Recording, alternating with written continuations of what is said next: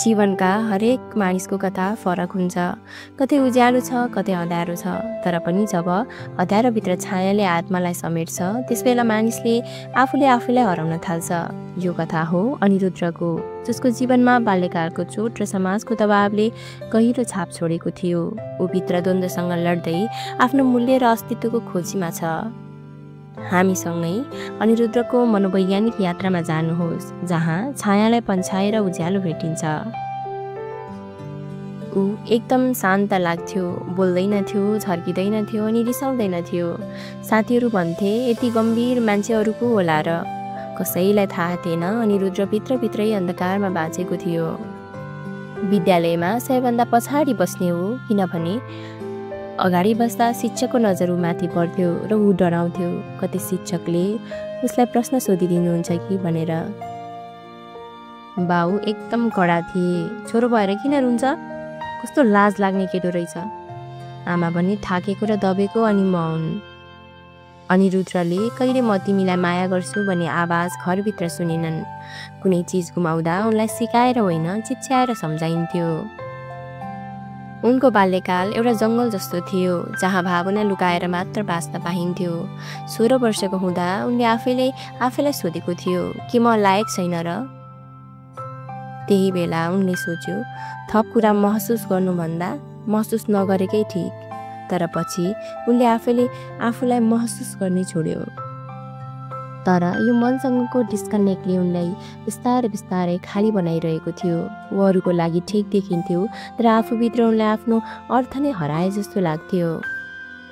विश्वविद्यालयमा ऊ सधैँ कुना खोज्थ्यो। जसले आवाज उठाउँछ ऊ उस्तै आवाजमा तर्सिन्थ्यो। त लायक छैनस् भन्ने आवाज मनभित्रबाट बाँचिरहन्थ्यो। उसले कुनै केटीसँग आँखा जुदाउन सकेन, किनभने उनले आफैलाई कहिले माया भनेको कुरा थाहा पाउन सकेन। जब ऊ एउटा अन्तर्वार्तामा असफल भयो, उनले आफूलाई म योग्य छैन भन्ने कुरा मनमा लिइरह्यो र भित्रभित्रै ऊ यो घटनाबाट तडपिरहेको थियो। एक दिन अफिसमा एउटाले मजाकमा भन्यो, त यति शान्त के हो? साँच्चीकै डिप्रेसनमा गयो कि क्या हो? सबैजना हाँसे, तर अनिरुद्धले भित्रभित्रै कापिरहेको महसुस गर्यो। उनले शरीर शान्त थियो, तर मुटु कापेको थियो। त्यस रात उनले आफ्नो 10 वर्ष अगाडिको डायरी पढ्यो। म 10 वर्षदेखि यस्तै छु कि ममा साँच्चै नै केही परिवर्तन भएको छैन? ऊ एक मानसिक स्वास्थ्य काउन्सिलरका पुग्यो।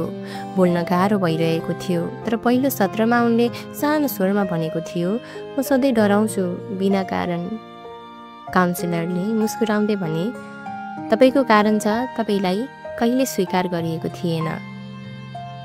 अनिरुद्धको आँखा रसायो, किनभने कोहीले पहिलो पटक उनलाई दोष नदिई उसलाई बुझ्न खोजेको थियो। अनिरुद्ध अब थेरापीमा नियमित जान थाल्यो। काउन्सिलरसँगको कुराकानीले उनलाई आफैलाई बुझ्नलाई सहयोग गर्यो। के म नै मेरो सबैभन्दा ठुलो दुश्मन हो? उनले काउन्सिलरसँग सोधिरहेको थियो। थेरापिस्टले भन्यो, तपाईँको मनका टुक्राहरू जोड्न समय लाग्छ, तर तपाईँले पहिले त्यो टुक्राहरू जोड्न आफूलाई सहयोग गर्नुपर्छ। अनिरुद्धले आफ्ना बाल्यकालका पीडाहरूलाई स्वीकार गर्न थाल्यो। बाबु र आमाले दिनुभएको घाउहरूलाई देखेर उनले आफूलाई दोष दिन छोड्यो। म दोषी होइन, म बाँच्न सङ्घर्ष गर्छु भन्ने सोच उनमा पलाएको थियो। थेरापीले मात्र होइन, उनले आफन्तहरूसँग पनि संवाद गर्न थाल्यो। आफ्ना भावनाहरू व्यक्त गर्न कठिन भए पनि ऊ प्रयास गरिरहेको थियो। उनले आमासँग केही हप्तापछि पहिलो पटक खुल्ला रूपमा कुरा गर्यो। आमा, म तपाईँलाई नजिकबाट हेर्न चाहन्छु र बुझ्न चाहन्छु। आमाले पनि आँसु पुस्दै जवाब दिइन्, म पनि तिमीलाई बिर्सिएको थिइनँ छोरा, तर मेरो पनि सङ्घर्ष थियो। यो संवाद अनिरुद्धको मनमा एउटा नयाँ आशा जगाएको थियो। उसले बुझ्यो, हिलिङ केवल आफैभित्र मात्र होइन, सम्बन्धहरूमा पनि आवश्यक छ। एक दिन अनिरुद्धले आफूलाई ऐनामा हेर्दै पहिलो पटक आफैलाई माया गर्न थाल्यो। म योग्य छु, म सक्छु, म मान्छे हुँ, म डराउँदिन भन्ने सोच उसमा आइसकेको थियो। अन्ततः उनले एउटा नयाँ जागरण पाए, आफ्नो मनको आवाज सुन्ने, त्यसको सम्मान गर्ने यो आधारले उसलाई अझ बलियो बनाएको थियो। आज अनिरुद्ध मानसिक स्वास्थ्यका बारेमा जागरुक फैलाउने काम गर्छन्। ऊ आफ्नो कथा सुनाएर अरूलाई प्रेरित गर्छन्।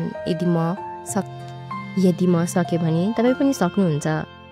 जीवन सधैँ सजिलो हुँदैन, तर हामीले आफूले आफूलाई माया गर्न सके हरेक घाउ निको हुन्छ, हरेक अँध्यारो दिन उज्यालोमा परिणत गर्न सकिन्छ। अनिरुद्धको कथा हामीलाई सिकाउँछ कि जीवनका सबै चोटहरू र घाउहरू स्वीकार्नै पर्छ। जब हामी आफैलाई माया गर्न थाल्छौँ तब मात्र जीवनको अर्थ बुझ्न सक्छौँ। मनको घाउहरू निको पार्न धैर्यता र प्रेम आवश्यक पर्छ। अनि अनिरुद्धले आफूलाई खोज्न सके हामी पनि सक्छौँ। कसैले कहिले हार नमानौँ, आफूलाई चिन्न र माया गर्न नछोडौँ, कहिले नछोडौँ।